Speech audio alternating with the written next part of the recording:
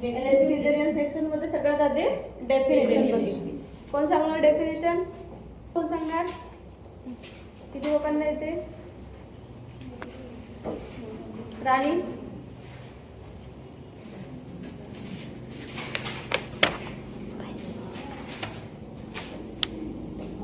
पोटाला किंवा गर्भाशयाला गर्भ बाहेर काढण्यासाठी केली जाणारी शस्त्रक्रिया म्हणजे हिस्टेरेटॉमी म्हणतात. आणि हीच शस्त्रक्रिया अशी जर 28 आठवड्याच्या नंतर आपण करत असणार तर त्याला म्हणतात सिझेरियन सेक्शन. ठीक आहे. त्यानंतर आपण त्याचे कॉजेस बघितले होते. कॉजेस मध्ये काय काय होतं? कॉन्ट्रॅक्टेड पेल्विस आणि डायबिटीज, प्रीक्लॅम्सिया, 30+ मदर असेल तर. त्यानंतर आपण बघितलं टाइप्स. किती टाइप्स आहेत? 3 टाइप्स आहेत. कोणते कोणते आहेत? Elective caesarean section, caesarean section, classic elective caesarean caesarean section, lower segment caesarean section आणि classic caesarean section. Elective caesarean section म्हणजे काय? त्यामध्ये मदर प्लॅनिंग करून जे सिझेरियन सेक्शन आपण करतो ते काय आहे? Elective caesarean section. त्यानंतर लोअर सेगमेंट सिझेरियन सेक्शन म्हणजे काय? खालच्या लोअर साईड. सेगमेंटला जेव्हा आपण इन्सिजन देऊन सिझेरियन सेक्शन करतो ते काय आहे? Lower segment caesarean section.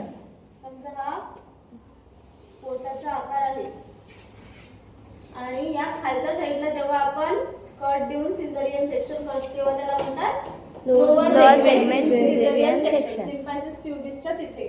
आणि जेव्हा अंबेलिकसच्या खाली असा इथून असं आपण जेव्हा कट देतो तेव्हा त्याला म्हणतात क्लासिक डेफिनेशन कॉजेस टाइप झाले. त्यानंतर प्रिपरेशन ऑफ पेशंट. काय काय प्रिपरेशन करणार आपण? मदतची कशी प्रिपरेशन करणार? कुठल्या गोष्टीची प्रिपरेशन करणार? एक point सांगायचा. बोला.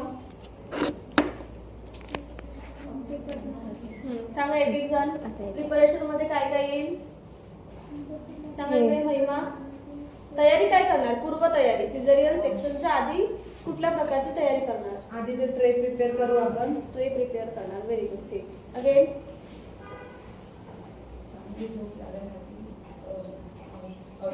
ठीक आहे. मदरला व्यवस्थित झोप येण्यासाठी आपण झोपेची औषधी देणार थोड्या प्रमाणात. हा. नंतर व्हेरी गुड साक्षी. इन्स्ट्रुमेंट क्लीन असले पाहिजे म्हणजे स्टराईल. सगळे इन्स्ट्रुमेंट जे आहेत ते स्टराईल करून घेणार आपण. हा. त्यानंतर आणखी बॉवेल अँड ब्लॅडर एम्प्टी असले पाहिजे. Very good. Bowel and bladder जे आहे ते एम्प्टी असायला पाहिजे. Very good.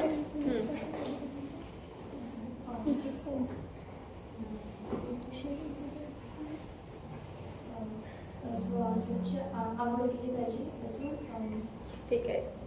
स्वच्छ आंघोळ वगैरे करायला पाहिजे तिथे. आणि सैल कपडे घालायला पाहिजे. बसा. Very good. प्युबिक हेअर्स जे आहे ते रिमूव्ह करायचे. मागे बघून नाही सांगायचं. सकाळी झालंय ना. हा.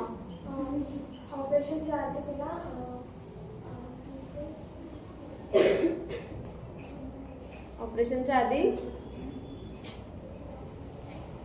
चांदनी बोलो. क्या? Blood test. हाँ ब्लड टेस्ट वगैरे करायचा. हाँ हाँ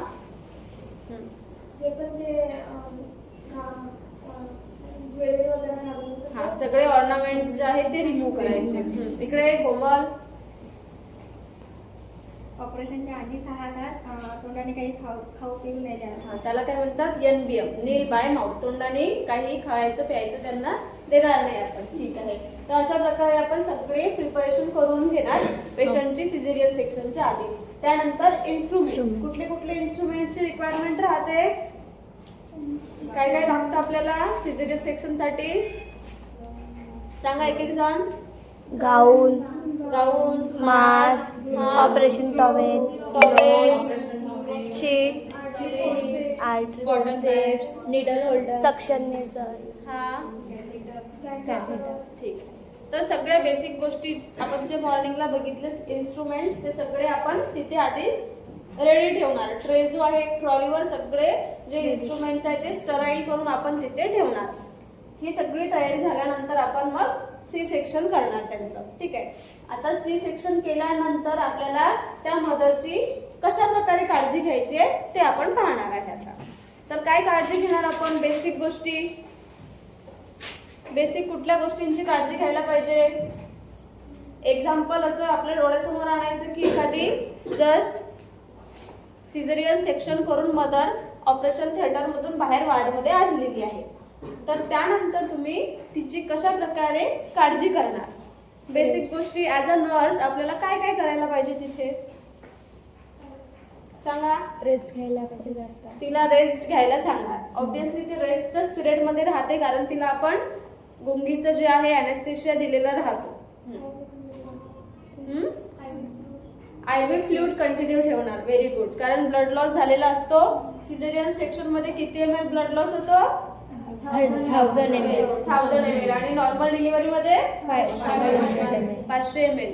तर मदरला हायपोव्हॉल्युमिया होऊ नये, फ्लुइड लॉस झाल्यामुळे ती शॉक मध्ये जाऊ नये म्हणून आपण काय करणार? आयव्ही फ्लुइड सुद्धा चालूच ठेवणार. त्यानंतर बेसिक गोष्टी ऍज अ नर्स तुम्ही काय काय करू शकता तिथे? ऍज अ एएनएम तुमची काय रोल आणि रिस्पॉन्सिबिलिटी राहणार? TPR घेणं, vital signs. Very good. प्रत्येक अर्ध्या तासाने आपल्याला तिचे Vital vital signs signs check घ्यायचे. करायचे आहे. टेम्परेचर किती आहे, पल्स किती आहे, रेस्पिरेशन किती आहे. ठीक आहे. ह्या सगळ्या गोष्टी आपल्याला चेकआउट करायच्या. आणखी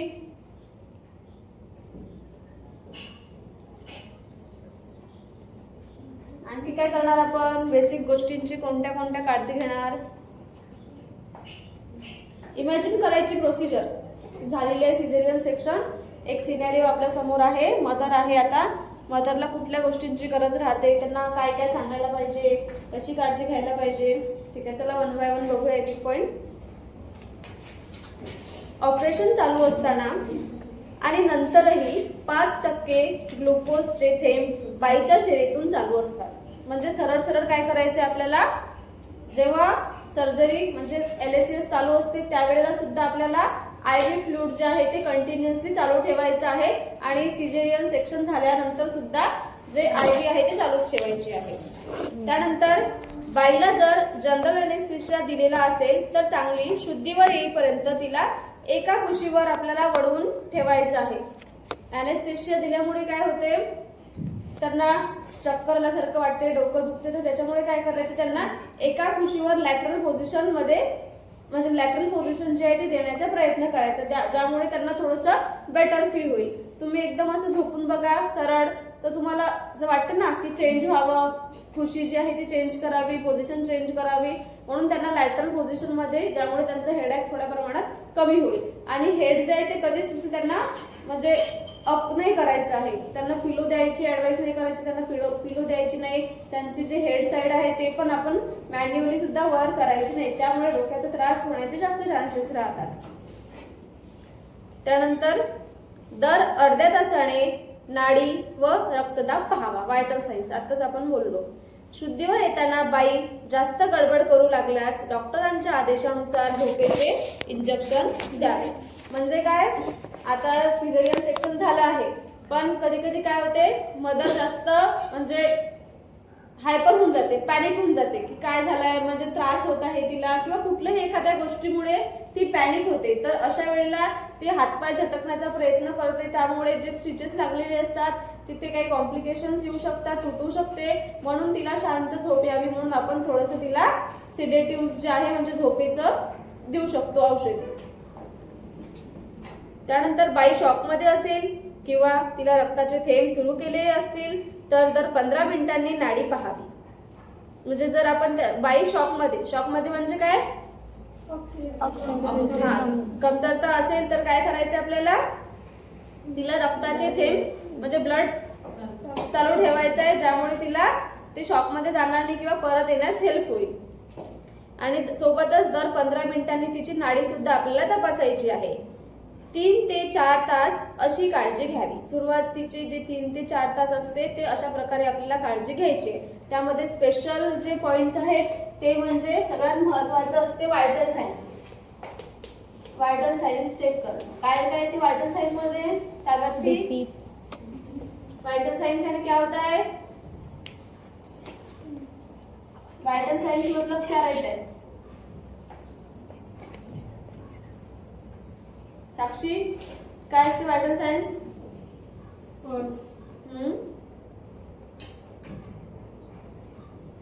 बीपी. सरळ सरळ आहे ना एकदम. T P P, R. R आणि B. T for Temperature, pulse, respiration, P for blood pressure. काय सांगत इझी आहे ना. आणि आता याच्यामध्ये आणखी एक पॅरामीटर ऍड झाला आहे ते म्हणजे पेन. थोडंसं म्हणजे लक्षात असू द्या तुमच्या पण इन फ्युचर तुम्हाला कामात येऊ शकते. आधी फक्त व्हायटल सायन्स मध्ये एवढं होतं टीपीआर आणि बीपी, आता पेन सुद्धा ऍड झालेला आहे. तर ह्या ज्या बेसिक गोष्टी आहेत याकडे आपल्याला सुरुवातीचे 3 ते 4 तास जास्त लक्ष द्यायचं आहे, कारण त्या 3 ते 4 तासात काही पण कॉम्प्लिकेशन्स येऊ शकतात. म्हणून या गोष्टी आपण जास्त तिकडे लक्ष देणार. Sit down. त्यानंतर आहे सकाळी शस्त्रक्रिया झालेली असेल तर संध्याकाळी मातेची बाह्य जननेंद्रिये स्वच्छ करावी. जर सकाळी झालेलं असेल तर संध्याकाळच्या वेळेला काय करायचं? पेरिनियल वॉश व पेरिनियल केअर म्हणतात त्याला. जो एरिया आहे जास्त ब्लिडिंग वगैरे तिथे झाल्यामुळे इन्फेक्शन होऊ शकते, म्हणून तो एरिया आपल्याला व्यवस्थित क्लीन करून घ्यायचा आहे. त्यानंतर आहे हात, पाय, तोंड व पाठ स्वच्छ करावी. कारण बेडवर झोपून झोपून त्यांना म्हणजे असं बॅड फील होऊ नये म्हणून काय करणार? हातपाय त्यांचे स्वच्छ धुवून देणार किंवा त्यांच्याकडे जेही नातेवाईक असेल त्यांना पण सांगणार की स्वच्छ हिला हातपाय वगैरे धुवून द्या.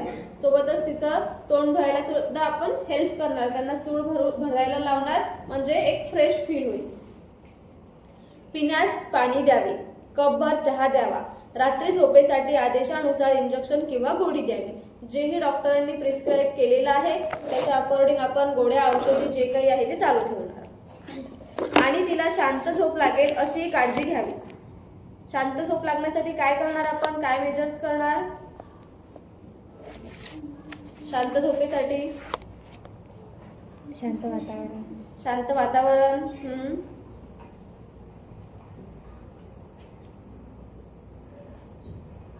आणि जर जास्त तिला त्रास वगैरे होत असेल तर जे काही मेडिसिन्स आहेत ते किंवा आपण सेडेटिव्ह म्हणजे शांत झोपेसाठी सुद्धा आपण त्यांना इंजेक्शन देऊ शकतो. जे काही औषधी असेल ते देऊ शकतो आपण झोप येण्यासाठी. त्यानंतर दर 4 तासांनी ताप, श्वास व नाडी तपासावी. तिला दर 2 तासांनी कुशी बदलून झोपवावे. तिचे व्हायटल सायन्स आपल्याला कंटिन्युअसली चेक करत राहायचं आहे आणि तिला पोझिशन चेंज करायला लावायचं आहे. का बरं आपण तिला पोझिशन चेंज करायला लावणार? थोड्या थोड्या वेळाने किंवा हातपाय जे असतात ते हलवायला लावणार. जसं की ते सरळ जर लेटलेली असेल तर पाय थोडेसे ओढा, वापस घ्या, परत थोडा एक पाय झाला की दुसरा पाय थोडंसं टर्न व्हा, इकडे टर्न व्हा, तिकडे टर्न व्हा, असं आपण त्यांना कंटिन्युअसली सांगणार. का बरं? वेन्स थ्रोम्बोसिस नाही झालं पाहिजे म्हणून. त्यामुळे काय होईल? बॉडीची थोडीशी मोबिलिटी होणार, बॉडी ऍक्टिव्ह राहील, ब्लड सर्क्युलेशन चांगलं राहील. त्यामुळे जे डीप वेन थ्रोम्बोसिस आहे, वेन्स मध्ये जे रक्ताच्या गाठी आहेत ते तयार नाही होणार आणि मदरलाही थोडंसं बेटर फील होईल. त्रास कसा होत आहे, काय होत आहे त्याची जाणीव होईल आणि ते आपल्याला सांगू शकणार. तर त्याच्या अकॉर्डिंग आपण त्यांना मग मॅनेज पण करू शकणार. आयव्ही द्रावण दुसऱ्या दिवशीही चालू ठेवतात. आपण आयव्ही जे आहे ते सेकंड डेला पण चालू ठेवतो, कारण खूप जास्त ब्लड लॉस झाल्यामुळे, फ्लूइड लॉस झाल्यामुळे त्यांना त्यांची बॉडी जी आहे ती हायड्रेट राहावी म्हणून आपण काय करणार? आयव्ही फ्लुइड्स जे आहे ते चालू ठेवणार. क्वचित वेळी रक्त संक्रमण करावे लागते. मदर जर खूप जास्त ॲनेमिक असेल, रक्तक्षय असेल तिला, तर त्यावेळेला आपण काय करणार? ब्लड ट्रान्सफ्युजन करणार. रक्तक्षय असणाऱ्या मातांना त्यांचा उपयोग होतो. आयव्ही लाईन, सलाईन, रक्त व्यवस्थित चालू आहे काय पाहावे. हे आपली नर्सची रिस्पॉन्सिबिलिटी आहे की आयव्ही लाईन असेल तर ते व्यवस्थित चालू आहे का, ब्लड चालू असेल तर ते व्यवस्थित चालू आहे का. आउट गेले तर हाताला सूज किंवा सेल्युलायटिस म्हणजे इन्फेक्शन होऊ शकते, तिथली जी स्किन आहे ते डेथ होऊ शकते. तर ते आपल्याला चेक करायचं आहे, त्याचे निरीक्षण करावे. वेळीच काळजी घ्यावी. त्यानंतर इंजेक्शन मिथार्जिन कशाला देतात? इंजेक्शन मिथार्जिन का देतो आपण? ब्लड ब्लिडिंग जे आहे ते स्टॉप करण्यासाठी. ठीक आहे. रक्त थांबवण्यासाठी सुद्धा आपण इंजेक्शन मिथार्जिन देतो. तर काय करायचं आपल्याला इथे इंजेक्शन मिथार्जिन द्यायचं आहे 0.2 ml. त्यानंतर प्रतिजैविके म्हणजे अँटीबायोटिक्स जे असतात, इन्फेक्शन होऊ नये म्हणून आपण त्यांना अँटीबायोटिक्स देणार. पहिले 48 तास IV सलाईन मधून अँटीबायोटिक्स द्यावे. त्यानंतर इनटेक आणि आउटपुट आपल्याला मेंटेन करायचं आहे. इनटेक म्हणजे आणि आउटपुट म्हणजे बाहेर जाणे, वेस्ट प्रोडक्ट. हा. तर ते कशावरून समजेल? इनटेक कशावरून बघाल? जसे की जेवढंही तुम्ही IV फ्लूइड दिला आहे, किती प्रमाणात दिला आहे, किती ml दिला आहे, 500 ml, 100 ml, 200 ml, आउटपुट किती आहे, युरिन किती पास केली आहे. युरिन कॅथेटर लावतो ना तुम्ही, कॅथेटरच्या खाली युरिन बॅग राहते, युरिन बॅगवर मेजरमेंट राहते किती ml युरिन आहे. तर ते खाली करायच्या आधी, एम्प्टी करायच्या आधी आपल्याला मेंटेन करायचं आहे रेकॉर्ड. इनटेक किती आहे, आपण किती हिला आजच्या तारखेत किती हिला आपण IV फ्लुइड्स दिलेला आहे, दिला गेला आहे आणि आउटपुट मध्ये किती बाहेर आलेला आहे त्याचा रेकॉर्ड आपल्याला ठेवायचा. त्यानंतर आहे इंजेक्शन, वेदनाशमक औषधी सुद्धा आपल्याला द्यायची आहे त्यांना. अनाल्जेसिक म्हणतात त्यांना, जसे की इंजेक्शन पिथिडिन. अनाल्जेसिक जे वेदना कमी करतात ते इंजेक्शन आहे पिथिडिन. ब्लड स्टॉप करण्यासाठी, ब्लिडिंग स्टॉप करण्यासाठी कुठलं इंजेक्शन दिलं आहे आपण? मिथार्जिन इंजेक्शन मिथार्जिन दिलेलं आहे. आणि त्यानंतर वेदनाशमक औषधी म्हणजे अनाल्जेसिक जे त्रास कमी करतील, वेदना कमी करतील ते आहे इंजेक्शन पिथिडिन देणार आपण 75 ते 100 mg. अंतस्नायूत वेदना कमी होण्यासाठी व झोपेसाठी देतात. त्यानंतर रक्तदाब, नाडी, श्वसन, ताप दर 4 तासांनी पाहावे. स्रावाचे निरीक्षण करावे. Perennial wash. पेरिनियल वॉश म्हणजे काय माहितीये ना? जो पेरिनियल एरिया आहे तो सॅव्हलॉन आणि नॉर्मल पाण्याने आपण क्लीन करून घेतो, ज्यामुळे मदरला इन्फेक्शन होणार नाही. तर आपल्याला पेरिनियल वॉश त्यांना द्यायचा आहे. जर शस्त्रक्रिया व्यवस्थित पार पडलेली असेल आणि कंडिशन चांगली असेल तर दुसऱ्या दिवसापासून तिला थोडे आपल्याला चालायला सांगायचं आहे. प्रॉपर तिची ठीक असेल, तब्येत रिकव्हरी व्यवस्थित होत असेल तर तिला दुसऱ्या दिवसापासून आपण काय म्हणणार? थोडंसं चालायला लावायचंय. थोडंसं बेडवरून उठायचं, रूमच्या रूम मध्ये फिरायचं, थोडंसं कॉरिडॉर मध्ये एखादी चक्कर, एकदम थोडंसं. आणि हे करताना लक्ष ठेवायचं आहे की तिच्या सोबत एक जण असायला पाहिजे, कारण तिला चक्कर येऊन पडू शकते, इंजुरी होऊ शकते, ट्रॉमा होऊ शकतो कुठलाही. म्हणून काय करायचं? तिच्या सोबत एक जण आपल्याला ठेवायचा आहे. 1 तासाच्या आत बाळालाही अंगावर पाजण्यास सुरुवात करावी. सिझेरियन सेक्शन झाल्यानंतर 1 तासाच्या आत आपण त्या मातेकडे बाळाला पिण्यासाठी देतो आणि नॉर्मल डिलिव्हरी मध्ये अर्ध्या तासाच्या 6व्या दिवशी एका आड एक टाके काढावे. कुठल्या दिवशी काढणार आपण टाके? 6व्या दिवशी. आणि राहिलेले टाके आपण 8व्या दिवशी, जर एखादे ओले वगैरे असेल तर ते आपण 8व्या दिवशी सुद्धा काढू शकतो. त्यानंतर बाळाची कंडिशन चांगली असेल तर 10व्या किंवा 11व्या दिवशी तिला बाळासह घरी जाण्यास परवानगी देतात. आता एवढे फास्ट रिकव्हरी आहे की 3ऱ्या ते 4थ्या दिवशी सिझेरियन सेक्शन झाल्यानंतर सुट्टी मिळते. अँटीबायोटिक आहे, आलेल्या ॲडव्हान्स ट्रीटमेंट्स आहे, मेडिकल मॅनेजमेंट आहेत. तर त्यामुळे रिकव्हरी झाली की लगेच 4थ्या दिवशी C-सेक्शन नंतर बाळाला आणि मातेला सगळ्यांना सुट्टी मिळून जाते. आणि 7व्या किंवा 8व्या दिवशी मग ते टाके काढायला परत बोलवतात. बाळ जर अपूर्ण वाढीचे किंवा कालावधीपेक्षा कमी वजनाचे असेल तर त्याला काही दिवस दवाखान्यात ठेवून द्यावे. जर प्रीमॅच्युअर असेल, वेळेच्या आधी जन्माला आलं असेल तर त्याला स्पेशल मेडिकल मॅनेजमेंटची गरज पडू शकते, म्हणून त्याला आपल्याला ऍडमिट करावं लागेल. सिझेरियन बरोबर मुले बंद होण्याची शस्त्रक्रिया केलेली नसेल तर पुढील गरोदरपण 3 वर्ष तरी राहू नये यासाठी मातेला पाळणा लांबवण्याचा सल्ला द्यावा. जर त्यांचा फर्स्ट बेबी असेल तर ऑब्व्हियसली त्यांना सेकंड बेबी हवा असतो. मग ते जे फॅमिली प्लॅनिंगची सर्जरी आहे, कुठल्या सर्जरी आहे फॅमिली प्लॅनिंग साठी? फिमेलमध्ये ट्युबेक्टॉमी, मेलमध्ये व्हॅसेक्टॉमी. पण जर त्यांना पुढचं बाळ हवं आहे तर काय सल्ला देणार आपण? Temporary method of contraception. कुठल्या आहे? मालाडी कॉपर्टी हिमालयन मालाडी कॉन्ट्रासेप्शन पिल्स आहे. आणखी कॉन्डम्स आहे. आशा अंतरा आहे. सहेली. सहेली हा मी दिलेलं आहे ना हो, तुम्हाला. हो. हा. तर हे सगळे जे काही कॉन्ट्रासेप्शन डिव्हाइस आहेत किंवा पिल्स आहेत आणि जर परमनंट असेल तर त्याबद्दल आपल्याला त्यांना माहिती सांगायची आहे. आता तिचं यावर्षी जर सिझेरियन सेक्शन झालं असेल 2025 मध्ये तर तिला नेक्स्ट बाळ केव्हा ठेवायला लावायचं? 3 वर्ष 3 वर्षानंतर. का बरं एवढा गॅप ठेवायला लावतो? मदर पुन्हा रिकवर होऊन जाते आणि बाळाने पण तेवढा टाइम. हा, बाळालाही तेवढा टाइम मिळतो आणि मदरचे जे रिप्रोडक्टिव्ह ऑर्गन्स आहे ते सुद्धा हील होतात, कव्हर होऊन जातात त्या 3 वर्षाच्या ड्युरेशन मध्ये.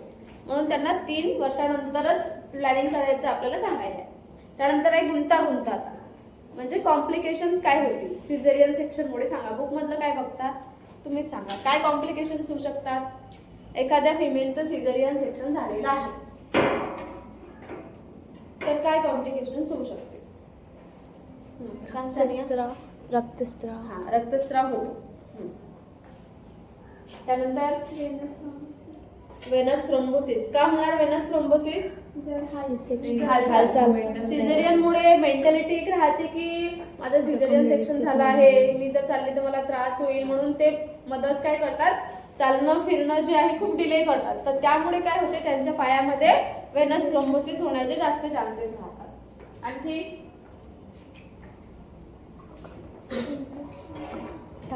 आणखी काय कॉम्प्लिकेशन्स होऊ शकते?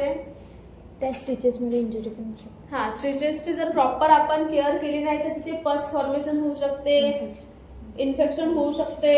तर त्या जे स्टिचेस आहेत त्या सुचर्सची सुद्धा व्यवस्थित आपल्याला काळजी करावी लागते. त्याला स्वच्छ धुवून तिथे कोरडं जे काही पावडर असते अँटीबायोटिक पावडर ते तिथे टाकायला लागते. ठीक आहे, झाले का सगळे क्लिअर? शस्त्रक्रियेनंतर गर्भाशय शिथिल राहणे म्हणजे काय होते, आताच आपण म्हटलं आहे की गर्भाशयाला वापस आपल्या जागेवर येण्यासाठी पूर्णपणे हील होण्यासाठी ऍटलीस्ट 3 वर्ष लागतात. म्हणून आपल्याला सिझेरियन सेक्शन झाल्यावर जे मातेचं पोट आहे थोडंसं मोठं दिसते, शिथिल दिसते, म्हणजे फुगलेलं दिसते. तर हे कॉम्प्लिकेशन आहे. त्यानंतर रक्तस्राव होऊ शकतो, उलटी. काही केसेसमध्ये जे मदर आहे त्यांना उलटी होते, नॉट फॉर द म्हणजे 100% सगळ्यांनाच उलटी होईल असं नाही. पायामध्ये रक्ताची गुठळी. त्यानंतर जखम व्यवस्थित न भरणे. जर प्रॉपर डाएट घेतला नाही तर जखम भरायला सुद्धा वेळ लागते. म्हणून डिलिव्हरी झाल्यानंतर प्रॉपर डाएट घ्यावा लागतो. त्यानंतर जंतुदोष व ह्या गुंतागुंती होऊ शकतात. जर प्रॉपर ती काळजी जर घेतली नाही आपण तर त्यामुळे तिथे इन्फेक्शन सुद्धा होण्याचे चान्सेस राहतात. तर अशा प्रकारे आपल्याला केअर करायची आहे मदरची. आणि त्यानंतर आपण बघितले कॉम्प्लिकेशन. कळले का? क्लिअर झालं का सिझेरियन सेक्शन? सगळ्यात आधी आपण बघितलं डेफिनेशन. लक्षात आहे? त्यानंतर आपण त्याचे कॉजेस आहे का लक्षात? त्यानंतर टाइप्स किती आहे? 3. कोणते कोणते? Active caesarean section, classic caesarean section, lower segment caesarean section. त्यानंतर आहे प्रिपरेशन ऑफ दी जो पेशंट आहे मदर आहे त्यांना कसं तयार करायचंय सिझेरियन सेक्शनला जायच्या आधी. त्यानंतर इन्स्ट्रुमेंट, कुठले कुठले साहित्य आपल्याला लागतील इन्स्ट्रुमेंट साठी ते सगळं तयार करून घ्यायचं आहे. त्यानंतर सिझेरियन सेक्शन करायचं आहे. सिझेरियन सेक्शन झाल्यानंतर मातेची कशा प्रकारे काळजी करायची आहे आणि त्यानंतर सिझेरियन सेक्शनचे कॉम्प्लिकेशन्स काय काय होऊ शकतात. यामध्ये आपल्याला आवर्जून त्यांना फॅमिली प्लॅनिंग बद्दल सांगायचं आहे आणि सोबतच बाळाची काळजी कशी घ्यायची आहे. सिझेरियन सेक्शन झाल्यानंतर मातेला बाळाला व्यवस्थित प्रॉपरली हँडल करता येत नाही. बसणार कसं, बाळाला घेणार कसं, फीड कसं करायचं, तर याबद्दल सुद्धा आपण त्यांना थोडंफार सांगू शकतो. ठीक आहे, तर इथे आपलं सिझेरियन सेक्शन संपलं आहे. नेक्स्ट आहे वर्जन, जे की आपण उद्याच्या क्लासमध्ये बघू.